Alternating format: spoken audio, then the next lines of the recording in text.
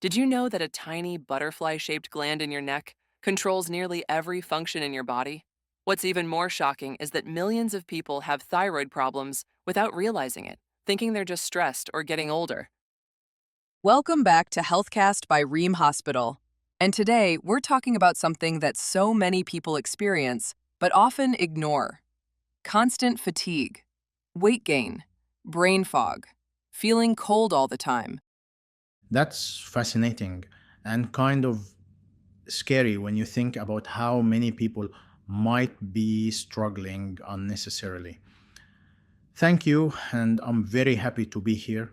And I'm glad we're discussing this topic because hypothyroidism is more common than people think. Well, medical centers are seeing this pattern more and more. One patient actually said something that really stuck with me. I thought it was just stress or age. I never imagined it was my thyroid. And that's really the heart of the problem. These symptoms can be so subtle that people suffer for years without knowing why. So, what exactly happens in the body when someone has hypothyroidism? Think of your body as this complex factory with the thyroid gland as the main control center for energy usage. When it's not producing enough hormones, mainly T3 and T4, it's like someone's turned down the power across the entire factory. Think of them as the body's engine controller. When thyroid hormone levels drop, everything slows down. Everything starts operating in slow motion. So, when people say, I feel like I'm moving in slow motion, that's not just in their head. Exactly. It's very real. The heart rate slows, digestion slows, mental processing slows, energy production drops. That's why patients often describe it as feeling heavy, tired, or mentally foggy. So, what causes the thyroid to slow down? The most common cause worldwide is Hashimoto's thyroiditis, an autoimmune condition. Autoimmune meaning the body attacks itself? Correct. The immune system mistakenly attacks the thyroid gland, gradually damaging it. Over time, the gland cannot produce enough hormone. Hmm. And I understand women are much more affected by this than men? The statistics are actually pretty striking. Women are 5 to 8 times more likely to develop thyroid problems, especially between ages 30 and 60. And here's something that really caught my attention. About 60% of people with thyroid disease don't even know they have it. That's such a high number. What are the main signs people should watch for?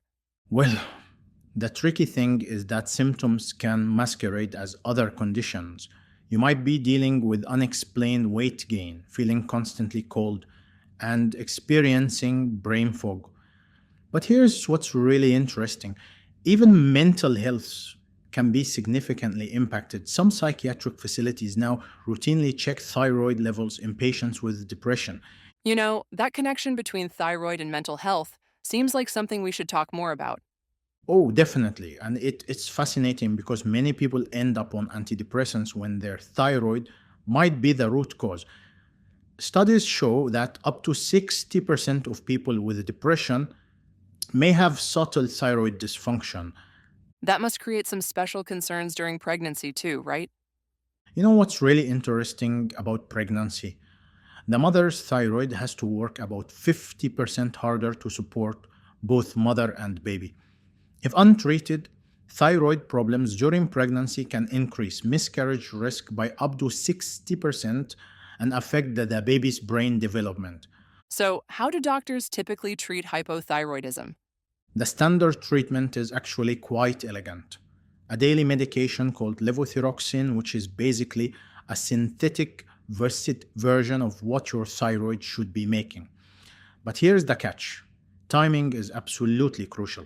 You have to take it first thing in the morning on an empty stomach and wait at least 30 to 60 minutes before eating or taking other medications. That sounds pretty straightforward, but I bet there are some complications people don't expect. Oh, yeah, like how common things can interfere with the medication. Coffee can reduce absorption by 30%, and calcium supplements can block it almost completely. Plus, Your thyroid needs can change dramatically over time. During pregnancy, for instance, most women need to increase their dose by about 30 to 50%. Let's talk about diet. There seems to be a lot of confusion about what people with hypothyroidism should eat. This is where it gets really interesting. While there's no specific thyroid diet, certain nutrients play key roles. But here's what people often get wrong.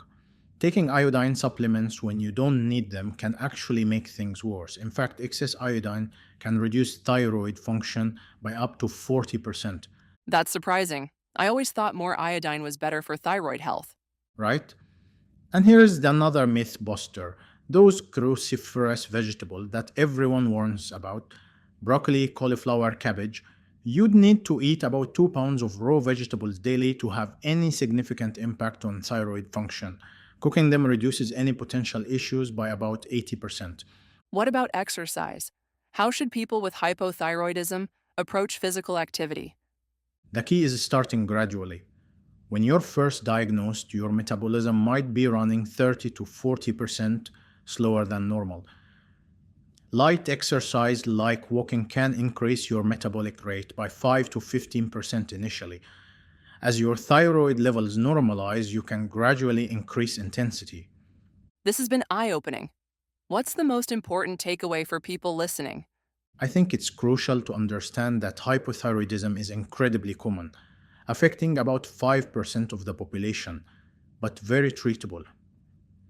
If you're experiencing ongoing fatigue, unexplained weight changes, or depression, don't just accept it as normal aging. A simple blood test could dramatically improve your quality of life. And it seems like having the right medical support is crucial. Absolutely right. Working with healthcare providers who understand thyroid health is essential. And remember, this isn't just about taking a pill. It's about understanding your body, maintaining healthy habits, and being proactive about your overall well being. With proper treatment, most people can live completely normal, healthy lives. This has been incredibly insightful. I think many listeners might finally understand what's been happening in their bodies. Thank you for listening to Healthcast by Reem Hospital. We'll see you next time.